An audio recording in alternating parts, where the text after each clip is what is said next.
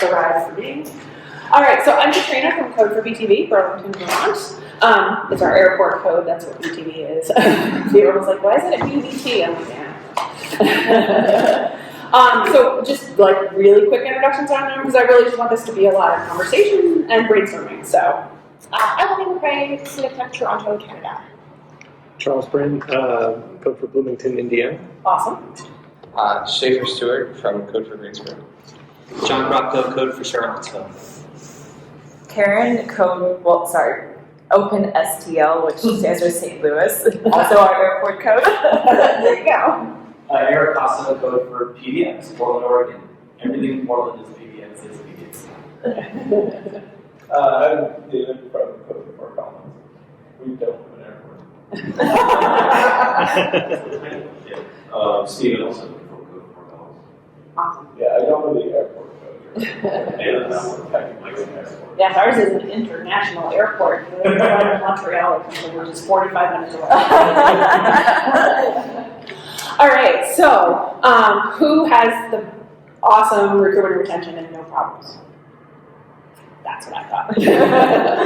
They're volunteers that we're talking about here, right? So I wanted to make some fast lists to see what people are doing, what channels. So I would like to start off by what channels do you guys use to recruit people or notify people on hack nights? What sort of channels do you use? Yeah. We use Meetup. Meetup? Yeah.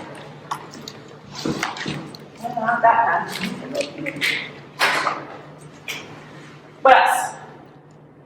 We use the citywide Slack channel, not the Code for America, but like the Charlottesville, Virginia Slack channel. That's so awesome. Wow, that's cool. What else? Word of mouth.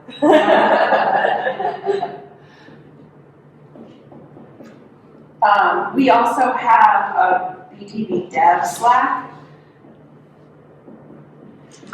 So it's actually it's a Slack for the entire dev community in the area. So people from all the tech companies are on there. We're similar. Yeah. I also use Facebook.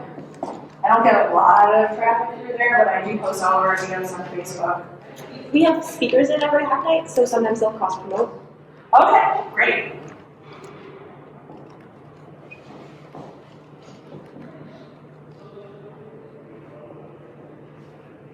In Bloomington, we have an annual tech conference that the community puts on, and we kind of get some publicity through that by running a code challenge through that. That's probably been our best recruitment effort. So you have like your own Code for Bloomington event at the conference? Yes. Yes. What's the tech challenge? Really briefly. I mean, it changes year to year, but we just kind of pick a problem that we're trying to solve and then showcase that and make that part of the conference so that people can participate through that. Cool. What did you do most recently? Most recently, we did something that it was based on the open referral platform, but then the city adopted Camp Bertha. I was talking to the Fort Collins guys about this last night. So we had good momentum that started through that, but then when the city shifted and adopted this other platform, we kind of lost all momentum. So not necessarily a win in that case, but But it was going right, correct? yes. Yeah, definitely. And I'm sorry, which brigade are you with? Bloomington, Indiana. Yeah, we have, no, right? Yes.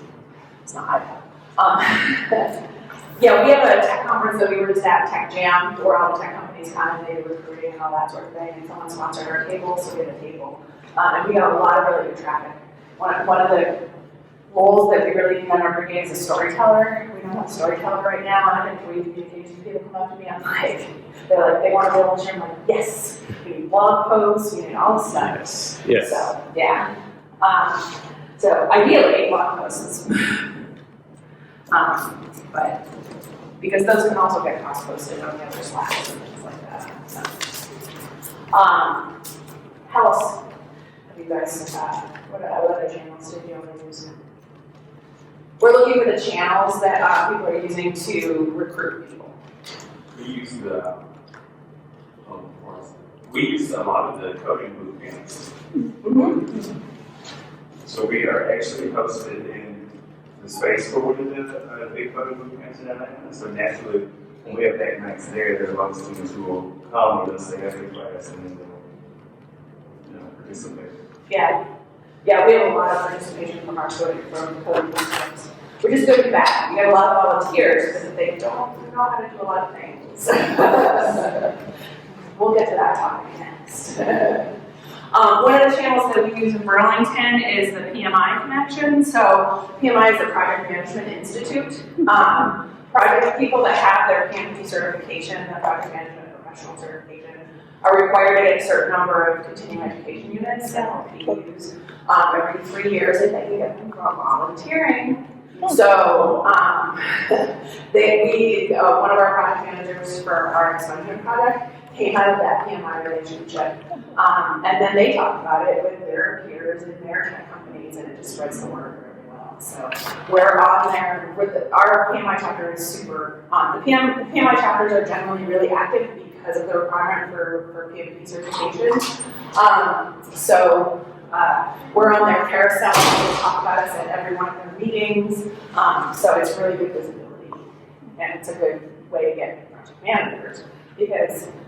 As I experienced, I'm not a developer. I saw code for PTD and like, oh, that would be really cool, but I don't code. And so I had reached out, and then one of my developer friends, she's like, oh, we need QA on this app. I'm like, I can rate things. So that's how I joined.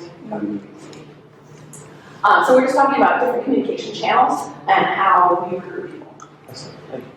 Partnership with the city is something like they're really active in messaging CRs. We haven't had very much. There's one of those. Yeah, earlier this year we started like collaborative events where our city has a staff member who's in charge of like open data. Okay. And kind of having the city more involved with us for the sake of doing open data events. So we're trying to quarterly have city staff people come and present things so that random nerds in the community who are just like interested in how the city does traffic management will come. Oh, cool.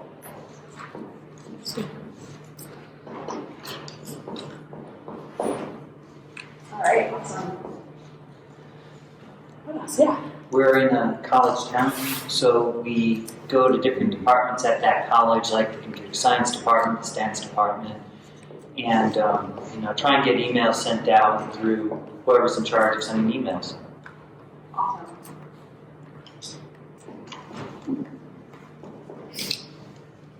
We partner with our library quite a bit. Mm-hmm. They help us put on workshops. They operate up the space. And also, they'll have like a monthly tech talk. And sometimes, if not talking about Code for America projects, we'll mention them. Awesome. Also with Meetup, I've personally been trying to go to attend other meetups in town that are like related, so I can meet people and say, oh, by the way, I do a thing. Mm-hmm. So there's like an Our Users meetup, there's Our Ladies, there's a bunch of coders who just meet for coffee once a week to complain about how stupid their bosses are. Yeah, those bosses, they're really stupid, by the way. You should come, you've got pizza. Yeah, my city also has like a A11Y accessibility meetup, and I've done the same thing, like going back and forth. What's A11Y? Accessibility, like web accessibility. Oh. It's lazy jargon because there are 11 letters in the word. Right? Oh, okay. I'm like, what? Some federal program? Okay. All right, A11Y. Oh, and then I'm like, it looks like ally, so. Yeah. Okay. Awesome. And Awesome. I've got one not for recruiting like coders, but for recruiting partners, community partners. I'm lucky to work at a data science department, an academic department, and they do capstones for their master's program, where they have to work with people outside the department. And they had a pitch night where there were like 15 different capstones, but they could only staff like 10 of them. And a lot of the ones that didn't get staffed were like the community ones because those weren't lucrative, right? Like people wanted to go work for like the weapons manufacturer and they didn't want to work for the homeless shelter. So afterwards, I go up to the person who's there from the homeless shelter and go, hey, by the way, like if you've got data and you want people to work with it, like we can do it. So I went, yeah. So it might be a good thing for those of you in a college town to find like these capstone events.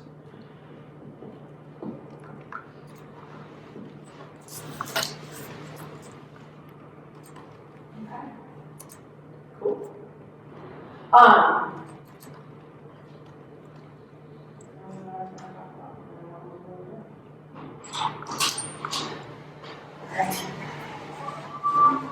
Hey, Micah, how are you? One of my partners in crime. Okay. So we were just talking about all the different ways that we work with people. So, and I'm the community organizer for Brigade too. So between Micah and I, we reach out to people when they do join our meetup. That we have meetup hooked into our Slack channel. Do you guys use that? There's a hook that you can put into Slack, so that when someone joins your meetup page, it sends you a notification in Slack, and that helps me remember. Oh, so we have a whole channel just for meetup that just the administrators have access to, and that prompts me to go look at meetup and send a person a personal message, so that we can make a connection before they come. So could you explain that again, the hook on Slack? Yeah, so you're the one that set it up. Yeah, it's just So a Slack integration, like all the other Slack things go in.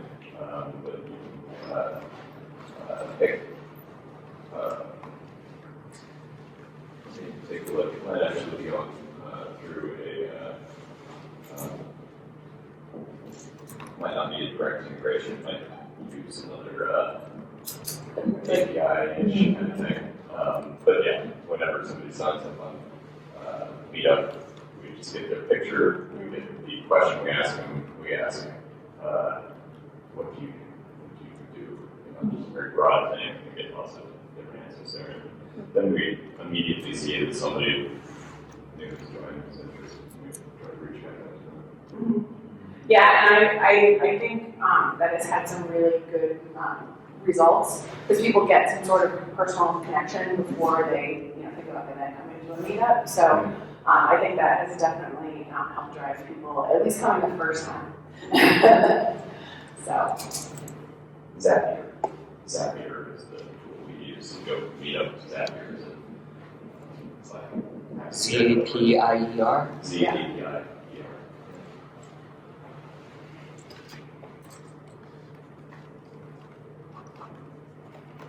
Does that count as one of the three?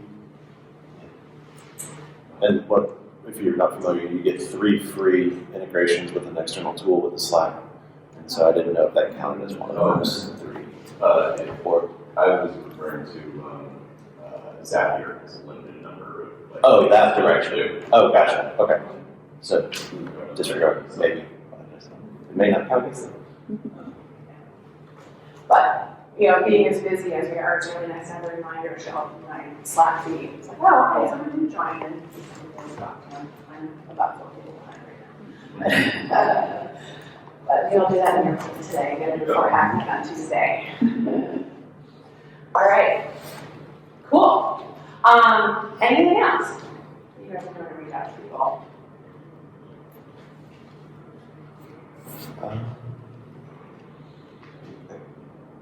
trying to get this covered or not. No, just say it live. With the, we've been working a lot with our judicial system directly. Yep. So with like the clerk's offices, Okay. they seem to be the ones who have more input over the decision making. At least in Nashville. And then with other non-related meetups. Like there's a legal hacking group that focuses on immigration issues and access to justice. And so we've been going to their meetups. Yeah. So it is related, it's so just not it's- tech related. It's not tech related, it's more mission or ethos. Yeah. And if you've gotten people to come to happenings or participate in projects. Yeah, it's how we find more of our community partners so we work is through them. And then there's some cross-training for sure, cross-education on terminology, building trust with that sort of thing. Yeah, because I work in the software world, and that's one of the challenges I've had personally is getting my head around all the civic part of what we do. I know project management, I know agile methodology, but getting my head around all the civic stuff. Nick is our brigade co-captain. He loves to go to city hall meetings. I'm like, I'm glad you love to do that. We all do that. Yeah, come on in. No problem at all. All right. Yeah, so the terminology for me is part of that because it's not in my day-to-day world. All right, cool. Related to that last one. Oh, sorry. No, keep going. It's more kind of like word of mouth. It's like and this is sort of like because I'm in a small town, you kind of like know people. So like you play kickball with the dude who works at like this tech firm or whatever. You'd be like, hey, can you send an email to whatever thing exists internally and see if anybody there wants to come out? Mm-hmm. So like just kind of using people you know and saying, hey, could you tell people you know?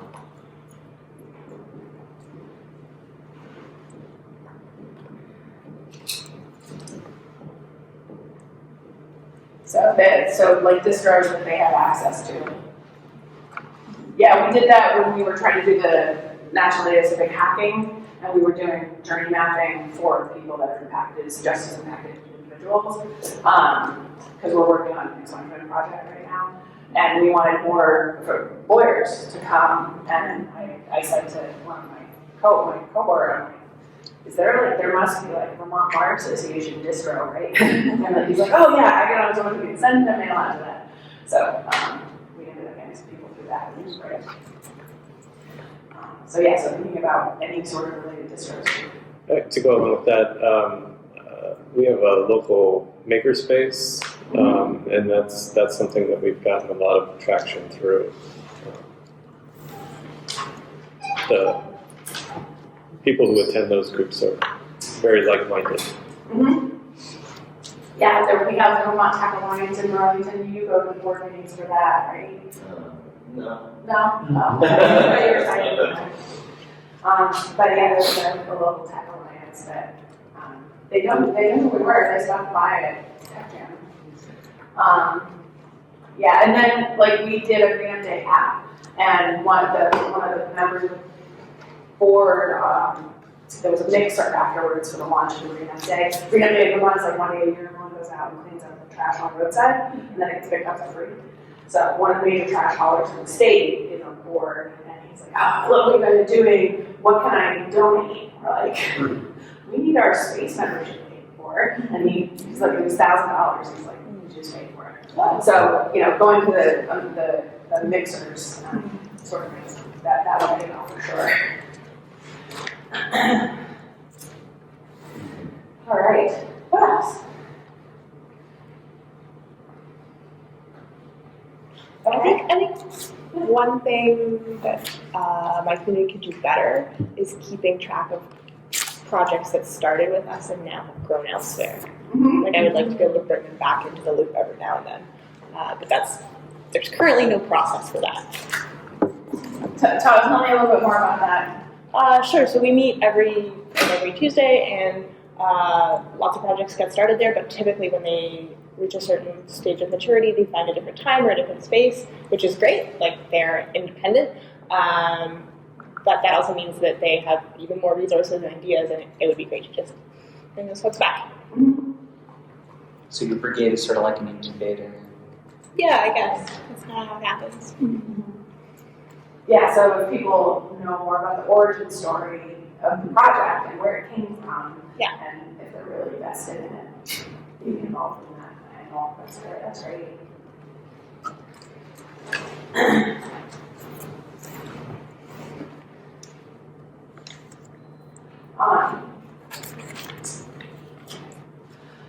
So the next question that I wanted to look at was the people that you have that are coming back on a regular basis. Why do you keep coming back, and why do they keep coming back? Can I ask a question real quick? Yeah. So this is how we get the people there, right? So like, I'm asking like everybody, because I'm trying to get ideas. So I know like we do like civic text one-on-one and whatnot, like when we get new people, but we don't really have much of like otherwise like established like orientation program or like true like immersion experience for them to like really get plugged in other than like, hey, let's talk about civic tech and get your code for American and then 15 minutes. Like, do any of y'all have like actual like not like just a methodology for onboarding new members?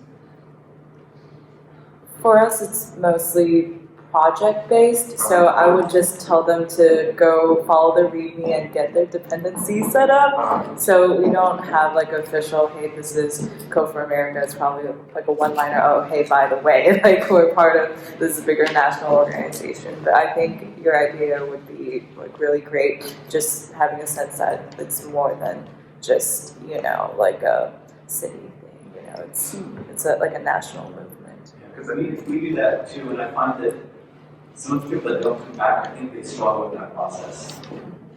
Like struggle with the Setting up dependencies. Yeah. Because some people are so new, they don't have get yet. Yeah. They came because they want to participate, but I need to think about how we can lower all those barriers. Right. One thing that we do, like we have breakouts as part of every evening, and one of the breakouts is always a Civic Tech 101. So as organizers, we rotate leading that session, and it's like a little bit more about like who we are, how we operate, and also like how to get on Slack, maybe how to get on GitHub. I know that was really helpful for me because I had never been on Slack before I started coming out. So yeah, just like getting some of those bases covered, and then people typically like the next week will like go on and join a project, or later that evening, like the conversation may not take the whole time slot. So like, is it a lot of like, personal one-on-one hand-holding, or do you have some kind of like easy to follow like document? Yeah, we have like a deck. Okay. We've like structured a little intro. Okay. We actually give huge shout outs to like Hack Night. We're really inspired by them. So again, giving people a sense that this is a broader movement. There are other communities, and then that deck also helps it so that like any organizer could jump in and take the 101 on any given night. It's not like one person and it lives all in their head. Yeah. So we do consider taking on one also. And I think it's like really good, but I think the issue that I have in my brigade is that it's like way too quick of a transition, like, hey, I've never been here. Oh, okay, Civic Tech 101, I gotta go do a project. And I'm trying to figure out, is there a way, before we just throw them into pick a project, like, is there a way to kind of ease them into the organization? Because like you said, never use Slack. I had never used Slack before Code for America. Or they might not have a GitHub. I didn't have a GitHub before. That, like those little things, I'm wondering, like, is there a way to kind of ease the transition from like pure newbie to like, okay, a fresh brigade member, but not treating you like you've been here for the past 6 months like everybody else. And I think that's the problem. Talking about other brigades, I've heard that they like one brigade has a great process for it. They only do it once a month to cut down on disruptions. This brigade also has like either an internal project or they've identified each project some very basic, easy things to do to get people involved. Okay, so I thought about that. I was thinking of like little things like, oh, like I want to update the website. I'm gonna be honest, I'm not gonna be the one to do it. And I was like, oh, maybe we could do like a breakout group of like easy like things to get people involved. Like maybe even like something like, oh, redesigning the website. I thought about those things like that too, and I didn't know other brigades were doing things. Yeah, or even smaller. And in my projects, we have a label called the first issue. So if someone is, if they're interested in a particular project, we have like this isn't lined up. Yeah, that's a good first issue. Because we all are also limited a little bit. We use React Native in the two big apps that we're working on right now, and a lot of people don't know React Native, so I'm trying to get people in and doing something where we try to I try to have the board broken down into as small tasks as possible, and some are the first issue. So a couple of things. One piece of advice I heard was like regarding like getting people's dependencies set up is the most recently onboarded person should help the next person. So like project leads, senior developers should be helping them get their projects filed all the time. They need to actually be working and helping other people like actually work on features and bugs and stuff, not just project setup. Yeah, that's great, because you don't need nothing but learning things better than and teaching somebody else. And then for like a low barrier to entry thing for like new contributors, just have like a contributors markdown file, and like everyone's first issue is to just go in there and add their name to that list. So that like gets them on GitHub, that gets their repos set up correctly. They learn how to submit pull requests. That's a good point, that any of these processes you develop is documented in GitHub. Yeah, Like, that is any sort of material, everything, so it's in one place. Or even having like just like a digital sort of like book on.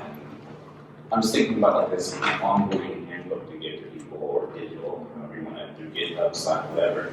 But it covers everything for a new person, regardless of your background. Like you're not tech savvy, well, here's how you tag this section, and just like common stuff, or like here's the tech that we use in this brigade. Maybe you can use that, or here's some of the projects we've worked on, or some of the values that we have as a brigade.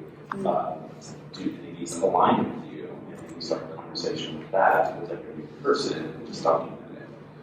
Yeah, we have, on our half nights, we have like a half an hour where we're drinking beer and eating pizza, and then we do like introductions for anybody that's new, and then we break out into our different groups and keep the newbies in the room, so we can go over like what is Code for America, and what are we doing, and like what are we doing, what's important. And here's the link to join Slack, and give me your GitHub name and I'll add you to our repo. We also have a GitHub repo that is training, and it has a document on how to get everything connected. But most recently, I was trying to find the link. It wasn't GitHub.io. What was the new tool that Dan was just working on implementing in Reno? There's a new tool that just came out, GitPod. Wasn't it? Yeah. GitHub just came out with GitPod, so we were trying to find someone to like Dockerize all of the tools that you need to do in order to get connected, because that's a huge barrier to entry, because people get there and like, I don't know what to do, I can't figure it out, it's been 2 weeks and sometimes they don't come back. GitPod just came out, and I'm going to be very soon out of my technical realm of capability, but I know that's what the intent of this new GitPod thing is. So we use Docker on one of our projects, but if someone was on a Windows computer, like we could almost never get them set up. Because they drop support for anything that's not Windows 10 Pro, basically. And even some people with Windows 10 Pro have a lot of issues because you have to like go into BIOS settings and turn on Hyper-V. It's very tricky. We eventually, like the most recent guy went through this, threw his hands up and just partitioned his hard drive and installed it. Because there are several things on Mac and Windows that don't work well with Docker. If you're interested in that, it might be worth taking a look at GitHub, because that was one of the reasons that we started looking at being an online environment that is Dockerized, that individuals don't have to set up themselves. So it's free. That'd be awesome. And that was the intent of GitPod. GitPod.io. So we can go with that. Question about length of meeting time, real quick, because it seems like we have 90 minutes or so, and we're almost always running out of time. And so do y'all have longer meetings to allow for these?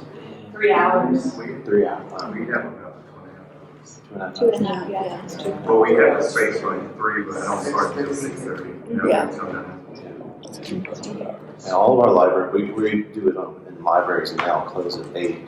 And so we start at 6 to give people time to get over there, and then but it is like you must be out at 8 and lock the door. So we've been struggling with should we find a place that maybe incurs cost or minimal cost, but gives us more flexibility and time. And so it's like that's definitely it. Yeah, we just moved into a co-working space, so it's open 24/7.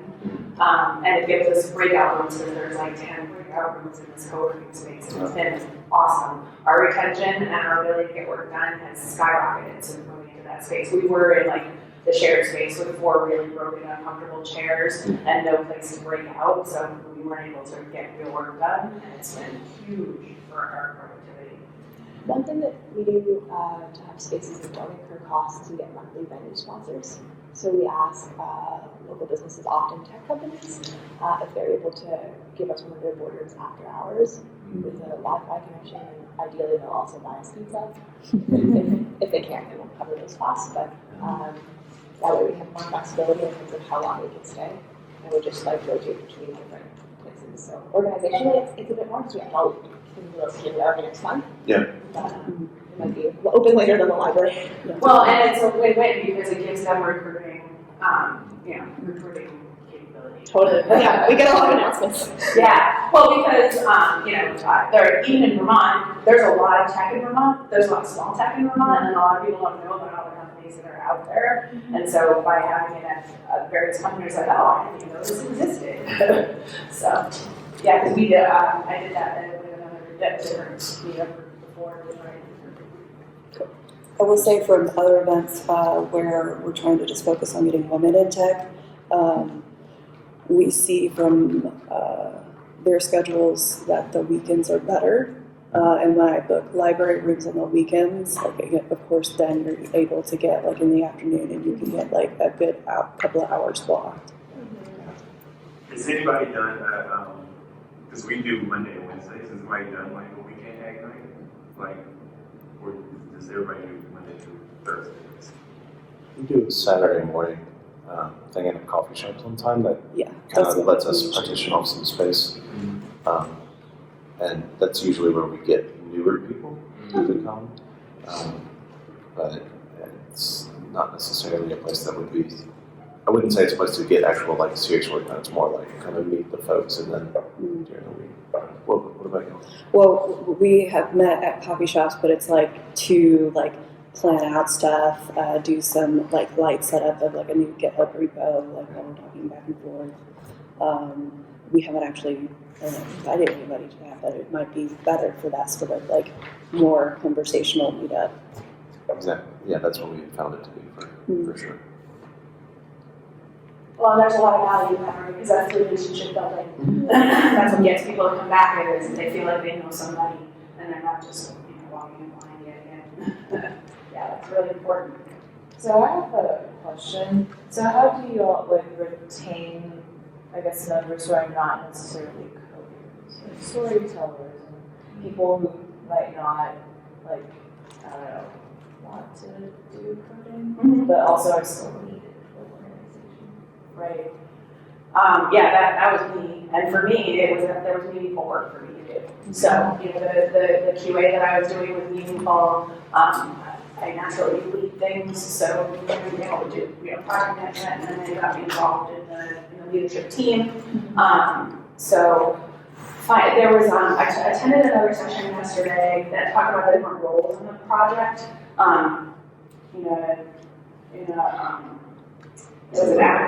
What? Is it the MOCA? The MOCA, yeah. Manager, owner, collaborator, consultant, helper, Approver. and approver. Yeah, so it's an industry acronym.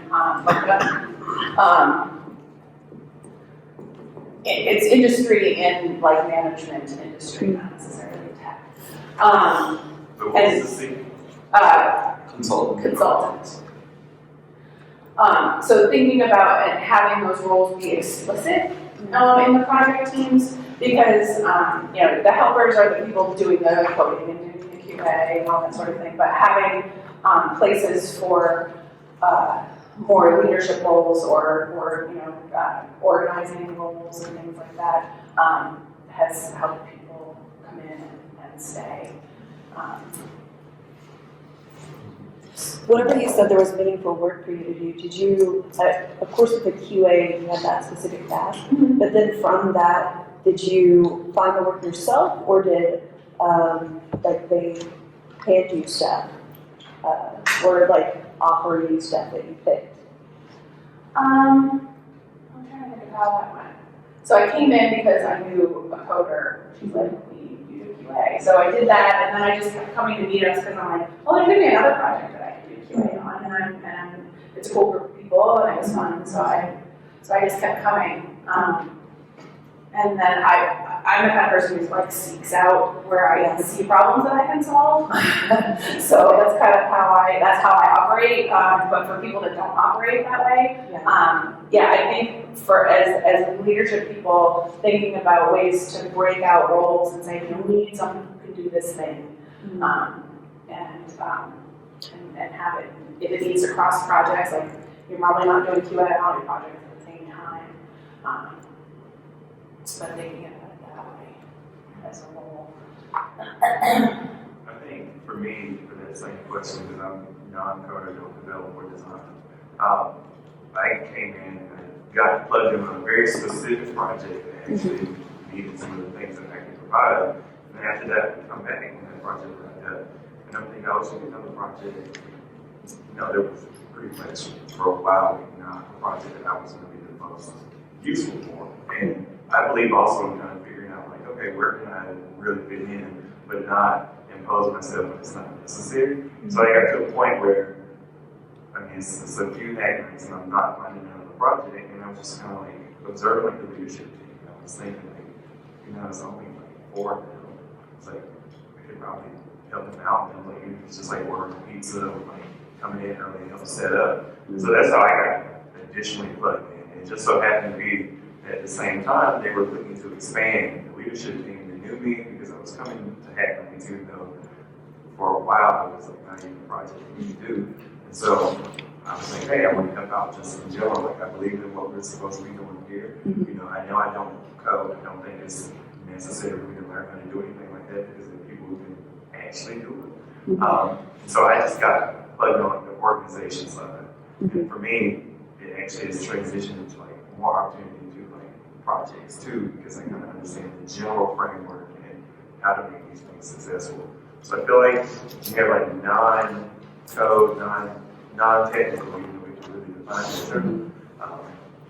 It's really making sure, like, okay, is there a space for them right now? Like, no. Can we identify where there would be a need to do? Yeah. And so, like, for me, I feel like subject matter resources. If you're a public health person, we don't have like a public health project going on all the time. But it's really good to keep in touch with them, keep them plugged in, and say, like, hey, project opportunities coming by. Would you be interested in becoming a hack night when they pitch? Things like that too, where it's like, okay, here's an opportunity. I can't say it's like sold yet, but if they see that there's support from us, with our brigade, and other folks who can actually do it, I think that's really helpful too. So we always list out when people are coming to us trying to propose a project. One of the first things we ask is like, what type of resources do you need? I mean, we go through what the idea is, would it really be viable? But we ask explicitly, what do you need? Because we need to see if we can provide support with this brigade. I think there are also like a few non-technical roles that could apply to many projects. Like we often bring in a UX angle, and I know like as a result, I'm sort of like self-taught in some of that just in order to try to participate. And especially like guerrilla UX can kind of welcome all different kinds of techniques. And then back to the idea of subject matter expertise, like so many projects could be grounded in sort of the relationship between different levels of governments, like responsibilities and jurisdictions, and so someone needs to do some reading and figure out how that fits together. Oh yeah. Research is definitely research. Oh man, help with research would just be amazing. Yeah, for those of you. So you guys were very proactive though. So do you think having that list out, would that make it easier? Do you think that would get more people, or do you think the type of person who isn't proactively going to find stuff is going to be the type of person who isn't going to get to that list and try to do things? So, like, would it be helpful? I I think for people who want, for I would say for my brigade, people who want to come in and like, okay, where can I be of use? I think when they see what the explicit needs are, it helps them kind of like to say, okay, I should probably go over here.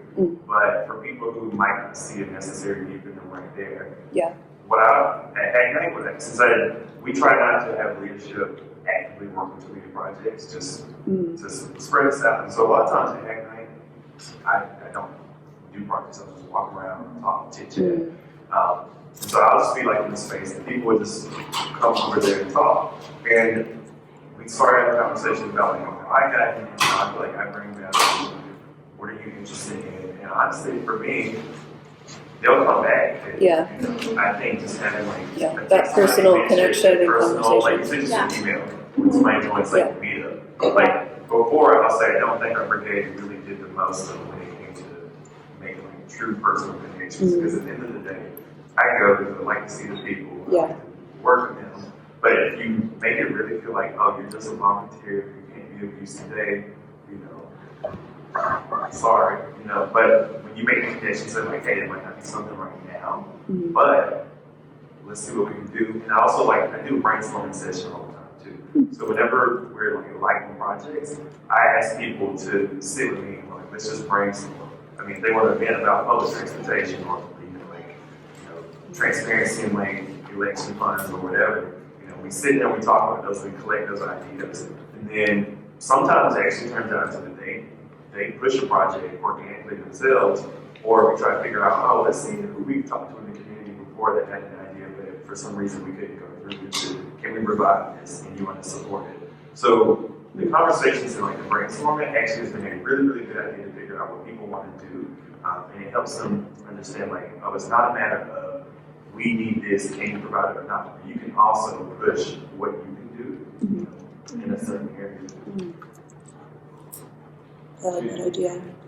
Do you have ideas about how to reach out to non-technical people to be on the leadership team or just to be involved in general? Especially for like, because we're called Code for Charlottesville. I think like, you know, the Code for turns people away. So quite honestly, I still don't know how to get more non-technical people in the room because we're Code for Atlanta also. And then when you even, and this is something that I really know down to work on when we get back. When you look at our, you know, webpage or you look at our social media, you look at our meetup, it's very, like it even says that we should just bring your laptop. Like, you know, they just assume like, oh, I have to code and it shouldn't be here. And so I'll be 100% honest, like whenever we have new people and I was like, oh, what are your skills? I make sure that I emphasize like, I don't code, I don't develop jump design, I do everything else. And I try to encourage people to say like, what are you doing that's not in certain language? But I just think the way that we're branded right now, they just don't come. It's not that, I mean, I'm sure people there can be cross-functional in different areas, but again, you have to use what you're good at. And so I really, right now, I don't know. I mean, I think maybe how we reach out to like some of the coding groups like Emory or Georgia Tech, maybe even thinking about joining into like say consulting clubs or something like that, or PMI. That was a really good idea. I wrote that one down. But the same type of outreach that we do for these technical skills that we want, I think we can do it for organizations and for people who are the other skills that we like too. So maybe more targeted, just communication and outreach like we do when we want somebody to do. It's like 10 different languages. I was just thinking that what I'd like to try is getting a top level page on our website that says, I don't code, how can I help? And, you know, just have it at the very top of the menu so that it's visible. I think that might help. Yeah, I know.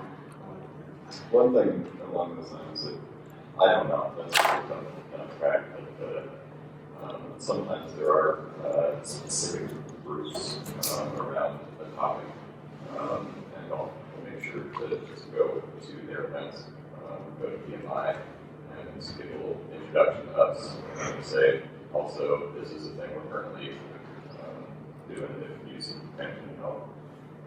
We've got a user experience user group in town. I'll go over there, just say, hi, this is us, here's something. And I try to do that, 5 or 6 times a year. And, they recognize the jacket now, so that's something. Where do we get the jackets? They're, I think they go to the captains for each game. Oh, shit. But we. Okay, I got the jacket. Talk to, Oh, I've got it. the jackets, they're really useful. People feel like somebody with a jacket is I'll also say, additional members in leadership, on contract with vendors. I don't know how to get people into leadership, but I will say once you do get them in leadership, have them say it all the time that they're not coders. I run our onboarding, I don't code, I'm a designer, and it's just like anything else. When you have this ability of leadership, validates that people want there. Here's an idea that I haven't acted on yet, so I'm hopeful about having conversations with companies. We recently went and just had a booth at like a tech recruiting kind of job fair thing. And there are companies out there that were offering to donate volunteer time for their employees, either as like a donation or just a regular thing to do. And I'm hopeful that might be a good way of bringing in some non-coders, because despite being technical organizations, has everybody in there. That might be a way to some folks here. That just gave me an idea. I have a plan to, she basically, around like feeding the homeless, but she pulls in nurses who have to have like a certain number of volunteer hours. So I might try to find organizations or schools that require their students to have a certain number of volunteer hours and try to find places for them in the organization.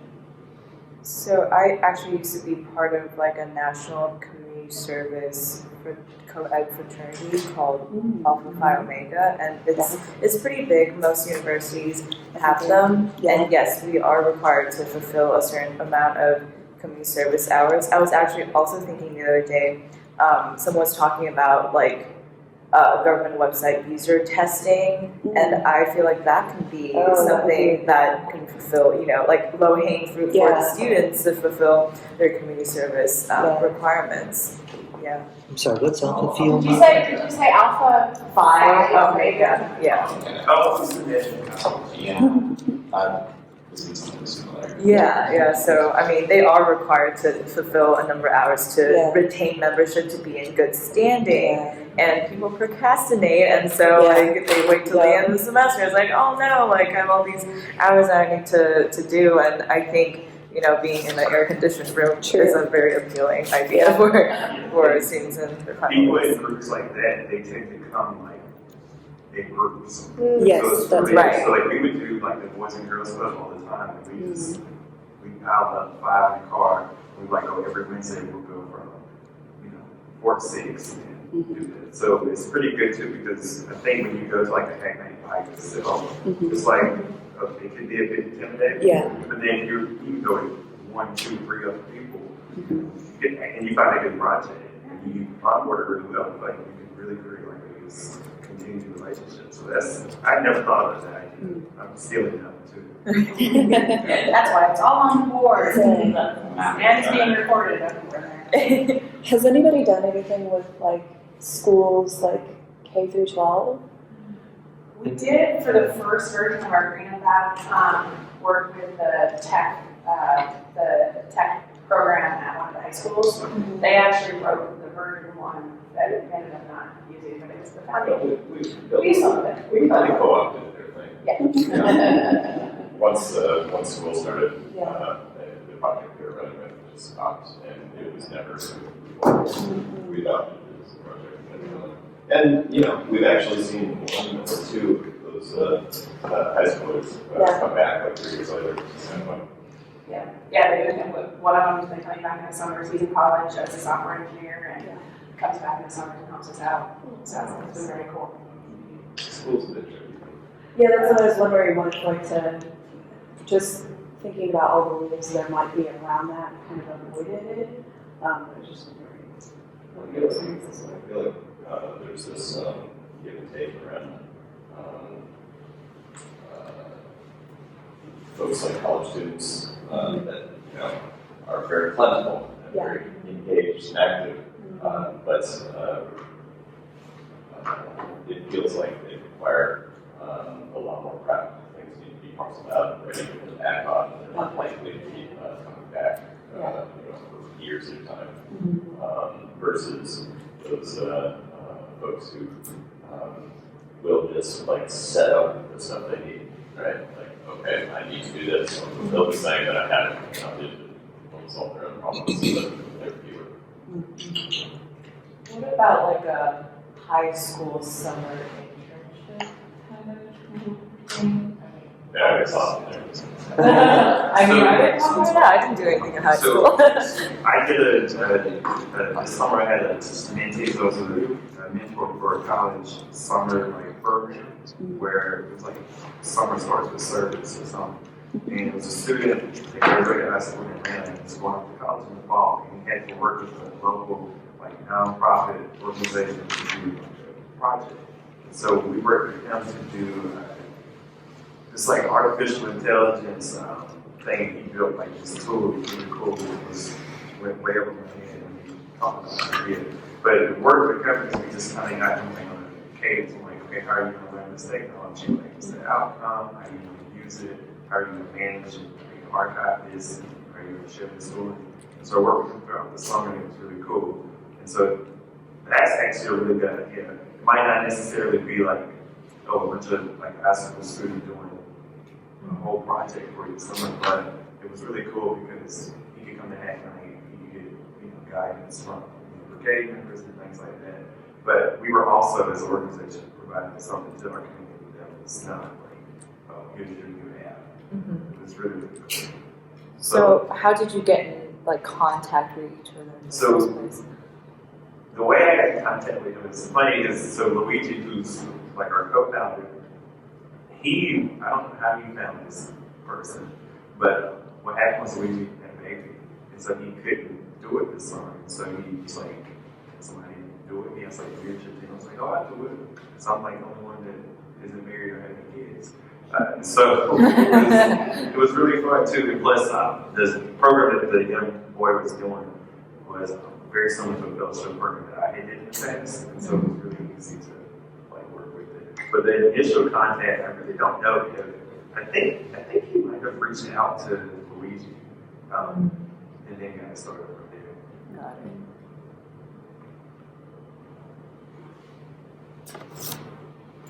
Yeah, go ahead. So I came a little late, so you already talked about this. But something that we have in Denver is a hard time retaining people for projects and getting them engaged in something that we come back and I was wondering if anyone wants to talk about that. Yeah, we started out with that, but we ended up talking about other things. So yeah, we haven't talked about what gets people to come back every single week. Yeah, so we've been doing this one thing that we're testing out and it's just really early. But we actually stole something from DC where they have this starter projects that are kind of like get yourself started, not necessarily things that have a key partner, just things like open data sets, visualize data, and stuff like that. We've had a hard time presenting when people aren't self-starting those very well, and we've taken it upon ourselves to make actual project briefs for those, take example projects that already exist in the world, and you are making this thing for Denver. And the next step of that is actually setting up a repo homes being on issues and doing all that stuff. We've literally done that for 1 week.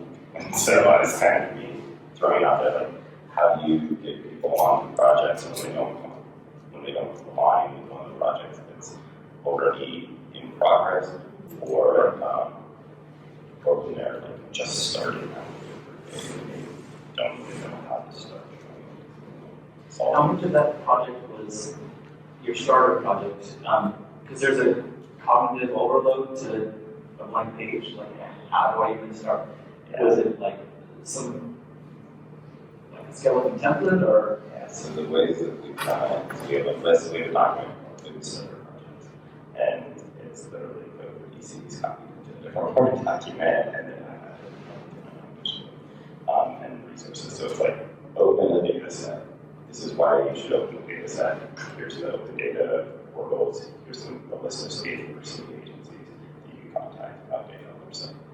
That was super overwhelming. No one started into.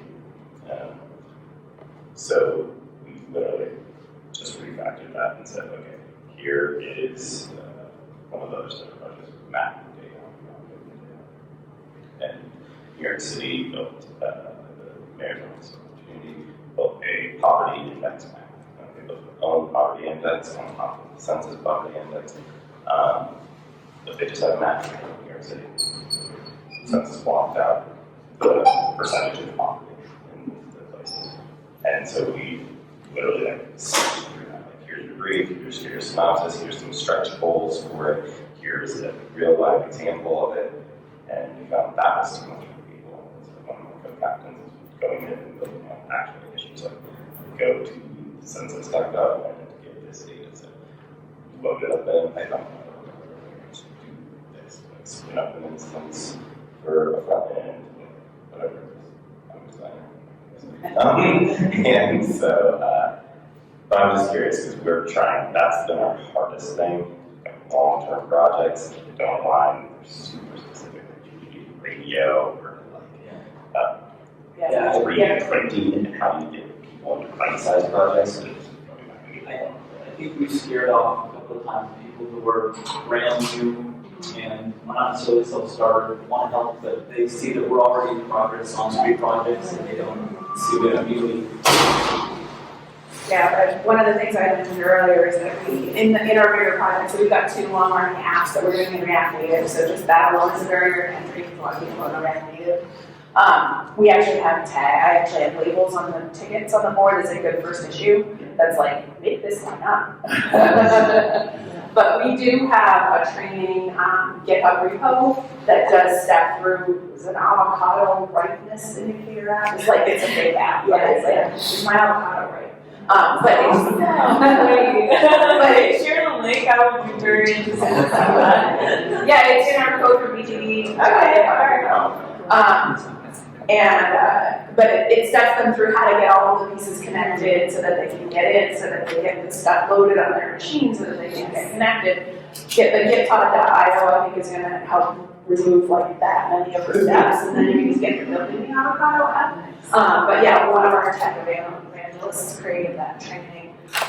And the people that have been successful doing it by themselves without asking any questions. We had one woman who was like she was an automated test engineer, and she's learning to be a dev, and she was able to follow all the directions by herself and get connected.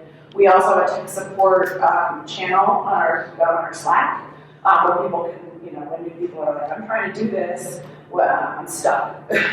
And usually within a few hours, maybe the next day, someone will answer them.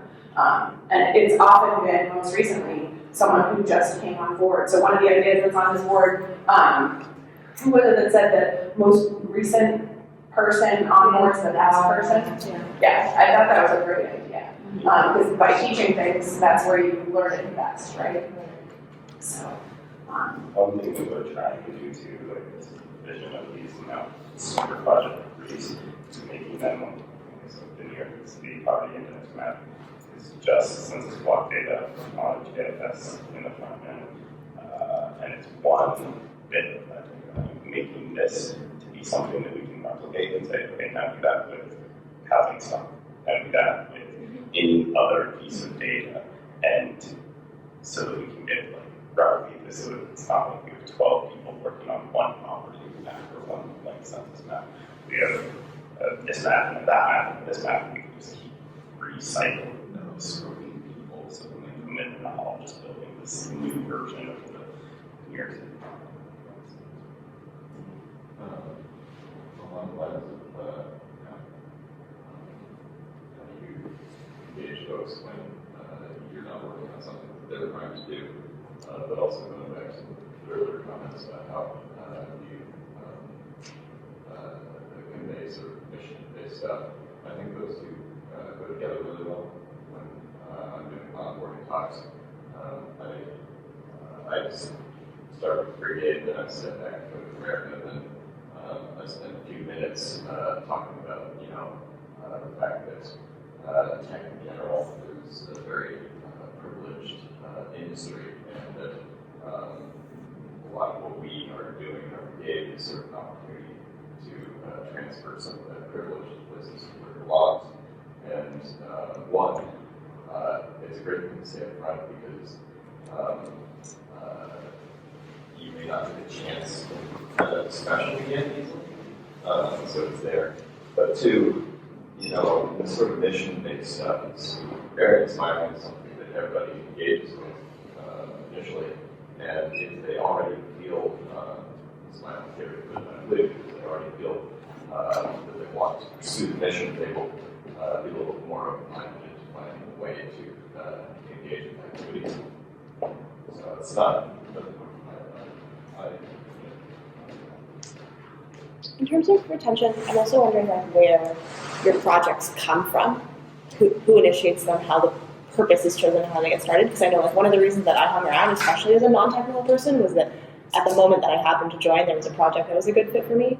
And I wonder about other people who don't arrive at those opportune moments and how we can start projects that maybe make room for a lot of people. Like we have a handful of established projects that are doing well, but it can also be harder to join something that's been on the run for a while.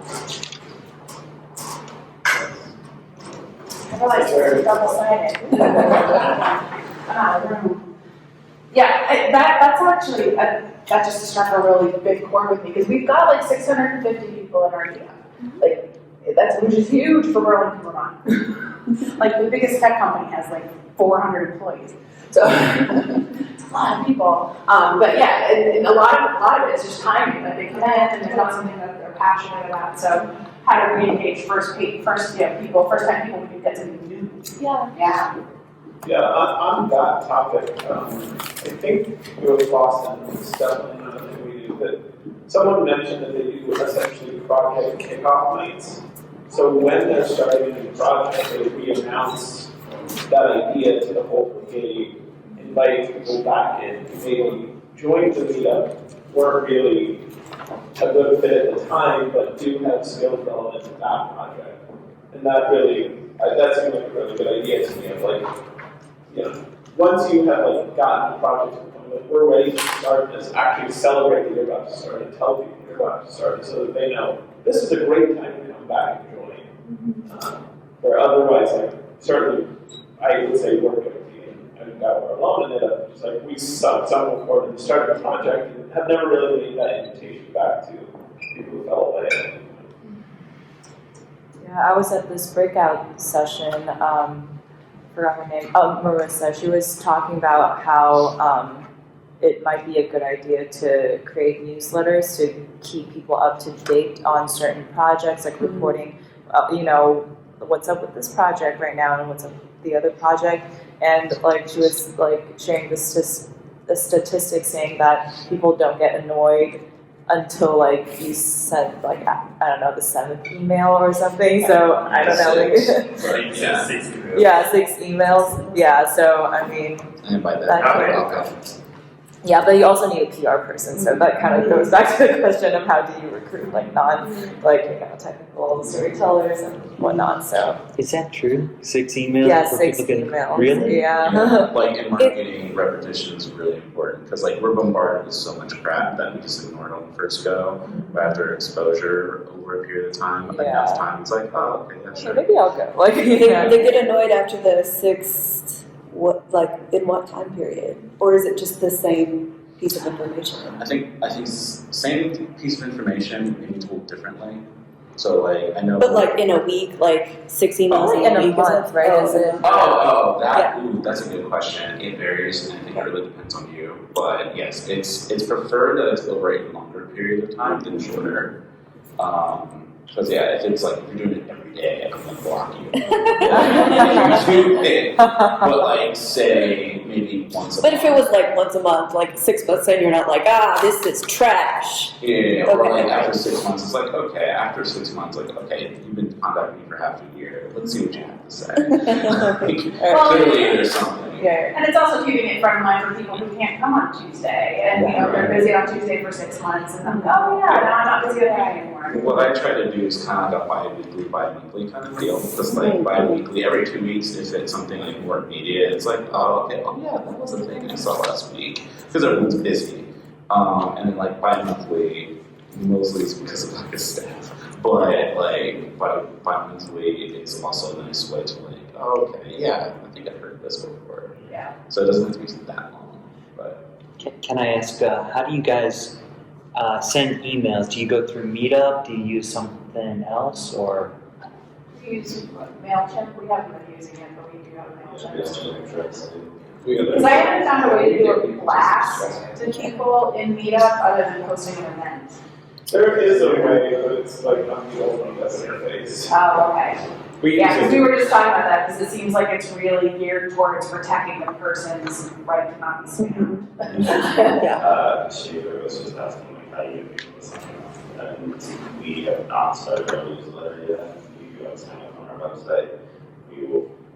We make everyone go through a member's site, and we collect their email addresses there. And also with Meetup Pro, if you're using Meetup, talk to Tom Duner, and he can export your members list and emails. We use a Google group, and that allows people to sign up and not be part of the group.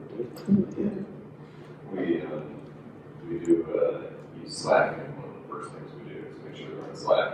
From Slack, you can export emails, so that's an easy way to get it. And frankly, those are the folks who are, that's a great way to talk to people who are already engaged. Not so much for the ones who didn't quite ready. Did you say Tom can help you get users out of Slack or Meetup? Yeah.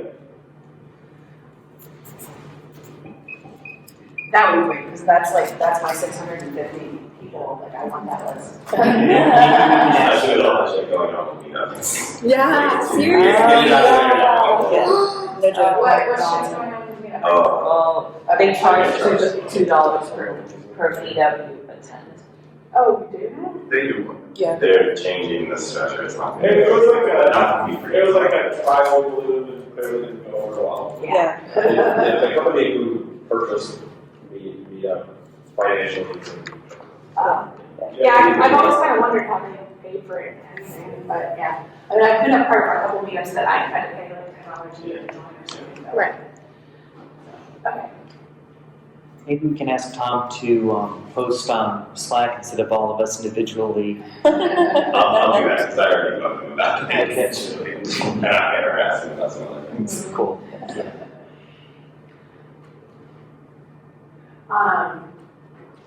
How else are people re-engaging to get people to come back?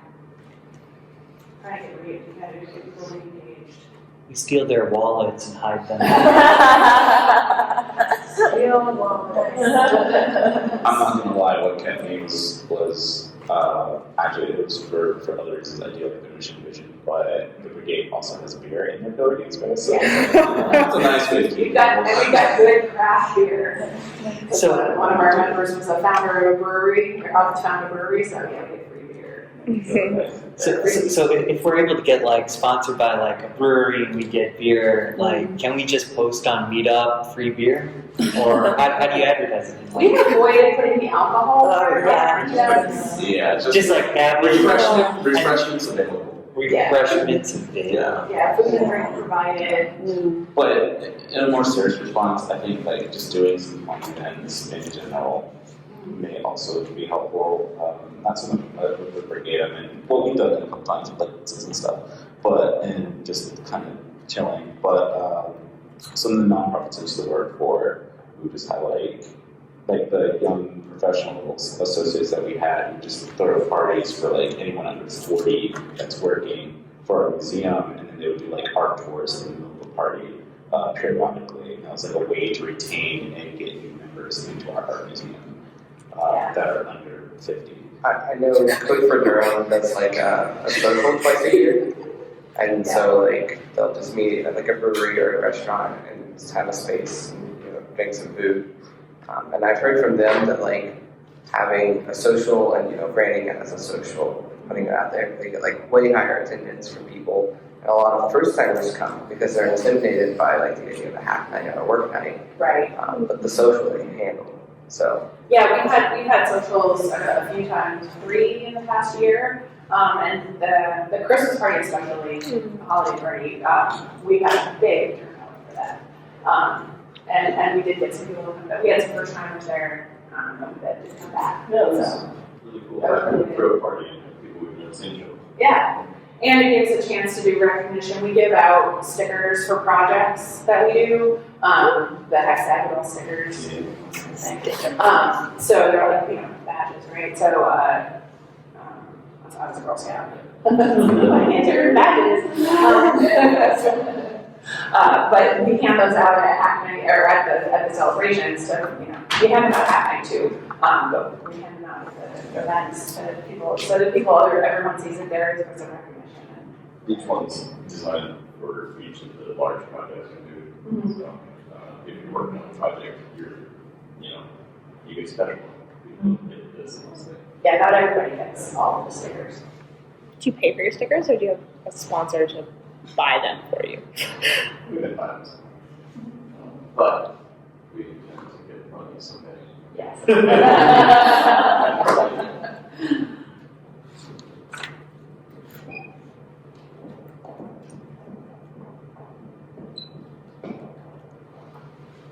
Yeah. Yeah, so I just wanted to echo that I think not only fun events, but just the diversity of events is probably helpful. I think, I mentioned already that I feel like the city is a kickoff night. I think demo nights are a great thing that I've heard of other brigades doing, where you can come and just see how the apps work rather than having to contribute.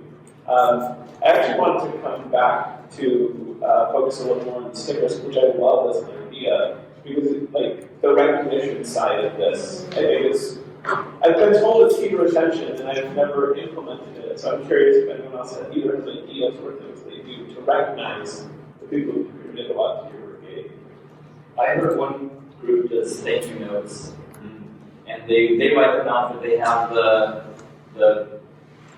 domain expert, whatever, client sign them.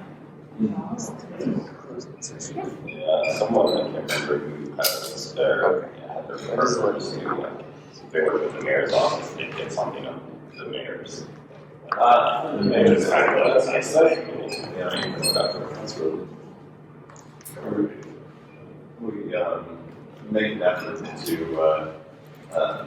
invite our project partners to come to Hack Night and work on events, have discussions with them. And in fact, now when I start discussing projects with a partner, I've been including that as like one of the things that you expect to expect part of the relationship to come in at least once or twice. And when they do come in, I try to snag them to say, hey, we spend just a couple of minutes at the beginning telling us like the story about how what the project is doing is impacting somebody, like why this is important. And that's usually very powerful. Yeah, and then just for the most recent Tech Jam thing, I actually made t-shirts for everybody that knows. We were all wearing yesterday. I made some t-shirts. I have one of those silhouette cutters. It's like a printer it's like a plotter with a blade, and you can cut iron on vinyl. It was like, I don't know, I bought t-shirts on sale at Old Navy, and the vinyl cost me like $1 a shirt. So, What do you think? Well, let's interject. I don't know if anyone already warned you, but officially, classes are over. We're going to be in the auditorium. The room is open, we're free collaborating, I just want to like give everyone else a chance to leave, feel good about it, okay? Okay. No one had told me, so thank you for telling me. Okay, sorry to give more. That's okay. Thanks. So thank you everybody for coming.